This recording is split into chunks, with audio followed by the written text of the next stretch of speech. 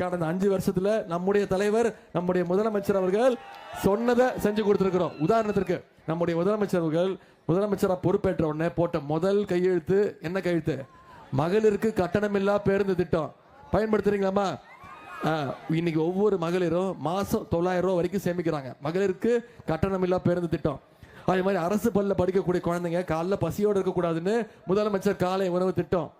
பள்ளிக்கூடம் படிக்கிறவங்க காலேஜுக்கு போன உயர்கல்வி படிக்கணும்னு இன்னைக்கு கல்வி ஊக்கத்தொகை வழங்குறோம். 14 லட்சம் குழந்தைங்களுக்கு மாசம் 1000 ரூபாய் நம்முடைய முதலமைச்சர் கல்வி ஊக்கத்தொகை வழங்கியிருக்கிறாரு. இப்போ சமீபத்தில் 3 மாசத்துக்கு முன்னாடி 10 லட்சம் கல்லூரி மாணவ மாணவிகளுக்கு இலவச லேப்டாப் நம்முடைய முதலமைச்சர் அவர்கள் கொடுத்திருக்கிறாங்க. இப்படி பல்வேறு திட்டங்களை நிறைவேற்றிருக்கிறோம். எல்லாத்தை விட முக்கியம் உங்களுக்கு தெரியும், கலைஞர் மகளிர் உரிமை தொகை திட்டம். உரிமை தொகை வருதாமா? போன முறை வரலையா? வருதுல்ல. போன முறை சட்டமன்ற தேர்தலில் நம்முடைய முதலமைச்சர் அவர்கள் சொன்ன வாக்குறுதி செஞ்சு கொடுத்துருக்கிறோம். கடந்த 3 வருஷமா ஒவ்வொரு மாசமும் 1,31,00,000 மகளிருக்கு உரிமை தொகை நம்முடைய தலைவர்கள் கொடுத்திருக்கிறாங்க. அந்த உரிமை தொகையை நிப்பாட்டுறதுக்கு முயற்சி பண்ணாங்கம்மா.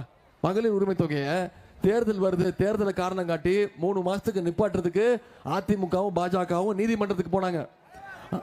நம்முடைய தலைவர் என்ன பண்ணாரு? முதலமைச்சர் என்ன பண்ணாரு? நான் 1000 ரூபாய் கொடுக்கறது நிப்பாட்ட முயற்சி பண்றியா?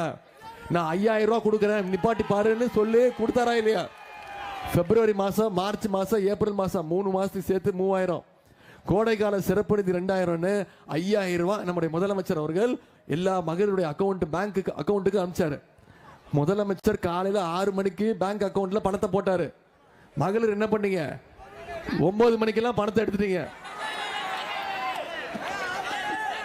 எவ்வளவு ஷார்ப்பா இருக்கீங்க? ஏன் எடுத்தீங்க? ஏன்னா மோடி அரசு பேங்க்ல மினிமம் பேலன்ஸ் இல்லைன்னு சொல்லி உரிமை தொகை எடுத்துருவாங்கன்னு போய் எடுத்தீங்க. அதே மாதிரி ஷார்ப்பா 23ஆம் தேதி வாக்குச்சாவடிக்கு போய் வாக்குப்பெட்டியில 3வது இடம் சகோதரி நாகஜோதியோட பேர் இருக்கும். அதுக்கு பக்கத்துல உதயசூரியன் சின்னம் இருக்கும்.